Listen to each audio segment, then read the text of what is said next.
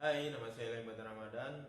Saya asal Nganjuk dan saya salah satu mahasiswa baru Fakultas Teknik Universitas Trunojoyo Madura.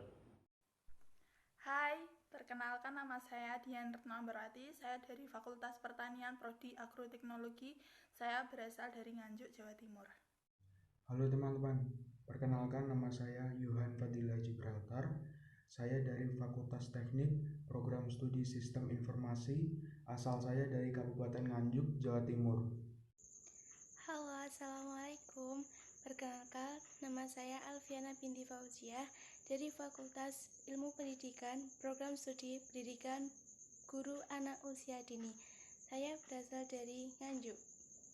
Halo teman-teman, perkenalkan nama saya Muhammad Makfur Husaini. Saya mahasiswa baru Fakultas Teknik, Program Studi Teknik Industri, Universitas Trunojoyo Madura.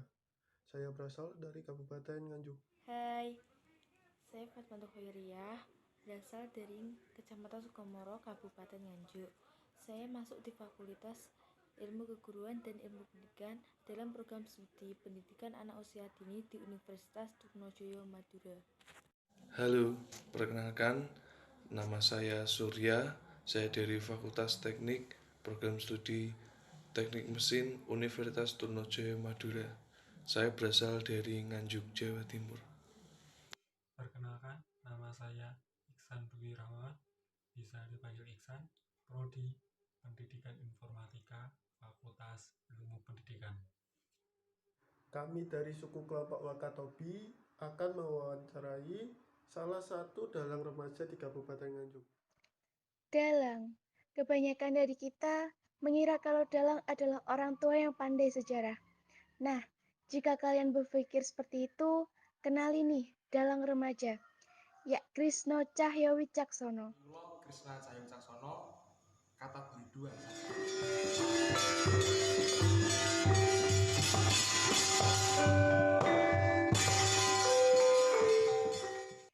Dia adalah dalang remaja asal Nganjuk, Jawa Timur. Remaja berusia 18 tahun ini lahir di Nganjuk 20 April 2002. Ia sudah menggeluti dunia perdagangan semenjak kelas 2 SMP. Beberapa prestasi pun sudah dia dapatkan, dari yang tingkat kabupaten hingga provinsi. Penasaran dengan remaja yang satu ini? Yuk simak wawancara kami. Assalamualaikum warahmatullahi wabarakatuh. Waalaikumsalam warahmatullahi wabarakatuh. Bagaimana Mas Delang, kabarnya baik?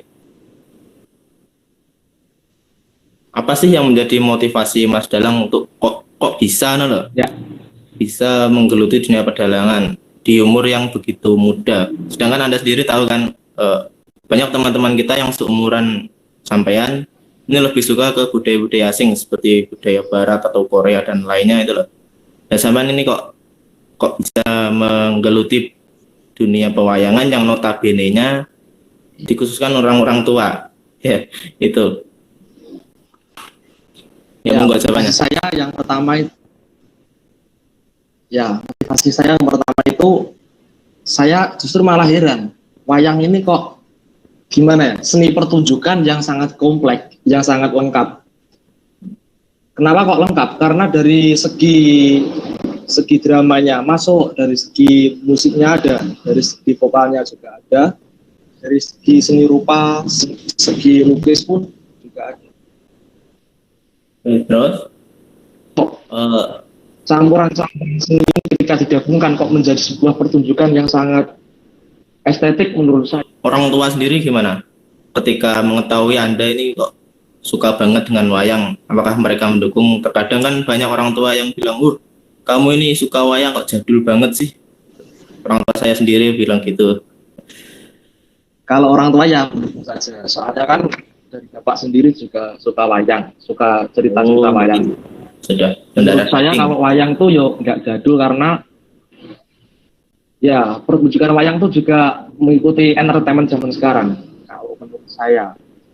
Oke ya. Baik, terima kasih Mas Delang untuk pembukaannya. Teman-teman yang mau bertanya silahkan. Terima kasih Mas. On mic. Bagaimana kondisi pewayangan pada saat pandemi sekarang ini? Sebenarnya kondisi tidak hanya di bidang pewayangan, semua kondisi di bidang seni pertunjukan, kondisi semua seniman itu sebenarnya prihatin dan miris. Karena apa? Karena pekerjaan seniman itu sendiri juga digeluti oleh masyarakat umum, masyarakat yang luas, masyarakat yang banyak. Jika kondisi seperti ini, COVID yang semakin banyak dan dilarang berkumpul, otomatis seniman tidak bisa off air di desa atau di kota-kota. Jadi kondisinya mau tidak mau seniman harus mau membuat channel YouTube, harus streaming di YouTube, bahkan menerima job atau tanggapan itu dengan online. Jadi intinya banyak yang online gitu ya, tanggapan online. Ya. Oke. Anak milenial atau anak zaman sekarang kan sekarang banyak yang nggak tertarik ya sama seni pewayangan. Itu gimana sih caranya biar mereka itu bisa tertarik seperti Mas Dalang, tertarik lagi sama seni pewayangan? Pernah ada cara dari Dinas Kebudayaan di Kabupaten Nganjuk, itu ada sebuah program namanya Wayang Masuk Sekolah. Wayang Masuk Sekolah itu semua biaya pertunjukan wayang kulit itu dibiayai oleh Dinas Pariwisata, dan sekolah hanya menyediakan tempatnya dan juga konsumsinya. Itu sudah berjalan sebenarnya beberapa tahun di SD, SMP, dan SMA. Mungkin gimana ya, kurang ketertarikan anak muda masa kini tentang wayang, tentang cerita wayang itu juga menjadi faktor penyebab wayang itu kurang diminati oleh anak muda. Mungkin sarannya Mas Dalang sendiri, gimana supaya anak muda ini mau tentang apa? Mau mempelajari tentang pewayangan atau pedalangan itu gimana? Emang tak perlu, nggak usah sampean tahu ceritanya dulu. Sementing sampean mengakui dulu bahwa wayang ini, bahwa budaya wayang ini budaya adiluhung milik bangsa Indonesia, milik orang Jawa. Yang penting pertama mengakui dulu, yang kedua senang akan wayang. Nanti kalau sudah senang akan wayang, pasti itu penasaran. Kalau penasaran pasti mencari tahu. Nah, disitulah jalan menuju bagaimana anak muda bisa paham tentang wayang. Yang pertama mengakui, yang kedua senang, yang ketiga pasti mencari tahu, penasaran. Mas Krisna, bagaimana respon Anda terhadap pemuda milenial sekarang yang lebih mencintai budaya barat daripada budaya sendiri? Respon saya sebenarnya ya prihatin ya, karena gimana ya, kurang mengenal tentang diri sendiri. Maksudnya kurang mengenal tentang diri sendiri itu kurang mengenal tentang budaya sendiri, kurang mengenal ya itu budaya sendiri itu.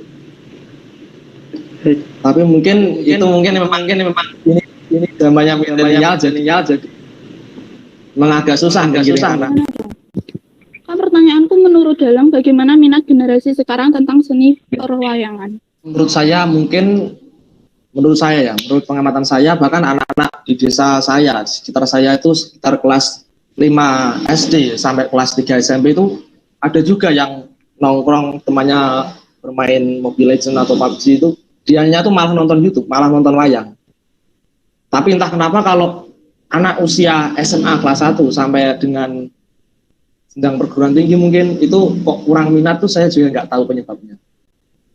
Itu malah anak-anak kecil tuh di desa saya malah ada yang senang wayang, ada yang nonton wayang, ada yang mendengarkan wayang.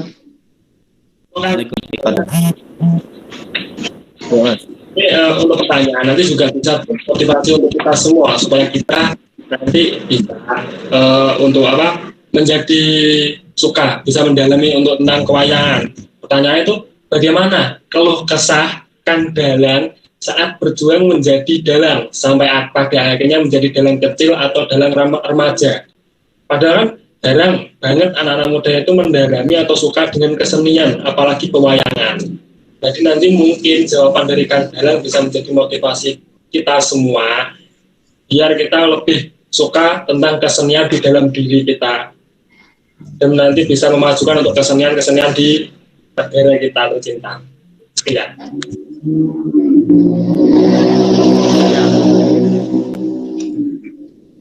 Saya memang sejak kecil suka dengan pertunjukan wayang dan memang suka mendengarkan wayang di radio bahkan sejak kecil. Saya juga sejak kecil juga sering kok mengajak bapak saya untuk menonton wayang di daerah Nganjuk di sebelah utara, sebelah selatan itu sering. Jadi mungkin dari hal kecil itu saya secara tidak langsung didukung oleh bapak saya untuk mengetahui tentang dunia pewayangan, dan waktu itu saya juga wayang-wayang mainan itu, dan saya sendiri juga mengakui bahwa wayang itu yang seperti saya bilang tadi adalah seni yang kompleks.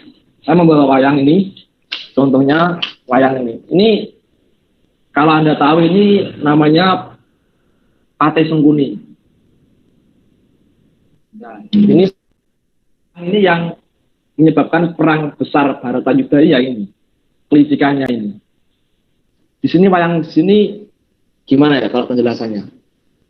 Sebuah seni yang kompleks, maksudnya kompleks itu ada seni lukisnya. Kalau seni lukis kan ini penggambarannya wajah ini.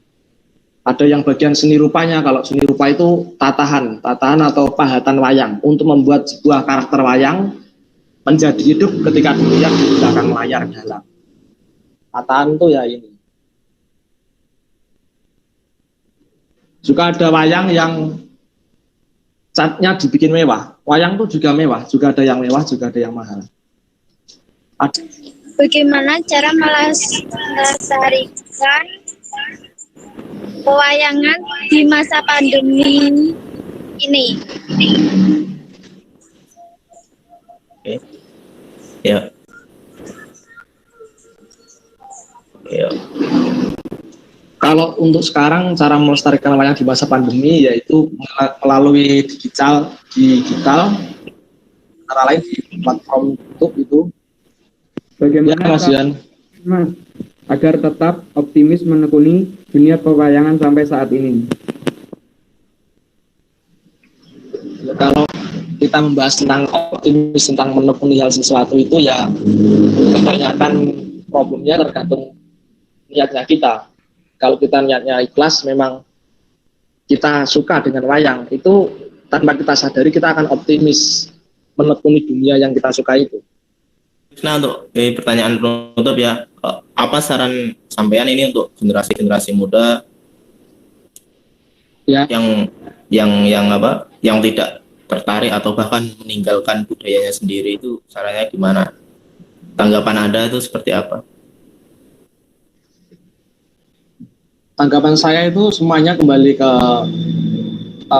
ke dirinya masing-masing. Karena ada pepatah bahwa kacang jangan sampai lupa kulitnya. Itu memanglah benar. Maksudnya gimana ya?